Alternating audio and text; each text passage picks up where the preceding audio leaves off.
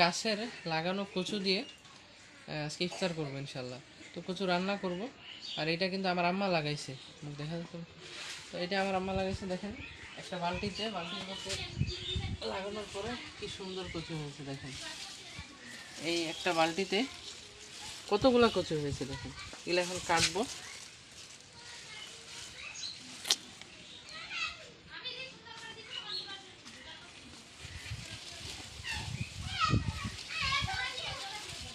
ধরবো, দাঁড়ান, ধরবো আর কিন্তু সব কিন্তু কাটবো একবারে, তাহলে এখান থেকে আবার নতুন আরো করে। ঠিক আছে।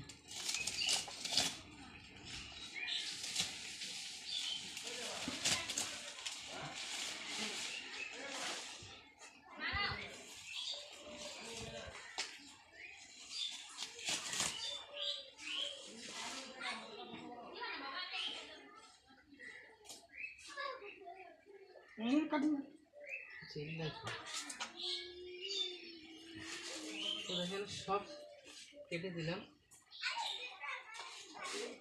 তো কতগুলো কচু হয়েছে দেখেন, দেখেন। এগুলা দিয়ে এখন ধুইতে হবে, এরপরে রান্না করতে হবে, এরপরে কচু শাক দিয়ে আজকে ইফতার করবো ইনশাল্লাহ। তো সবাই ভালো থাকবেন, সুস্থ থাকবেন। আর কচু খেলে কিন্তু শরীরে শক্তি বাড়ে এবং অসুখ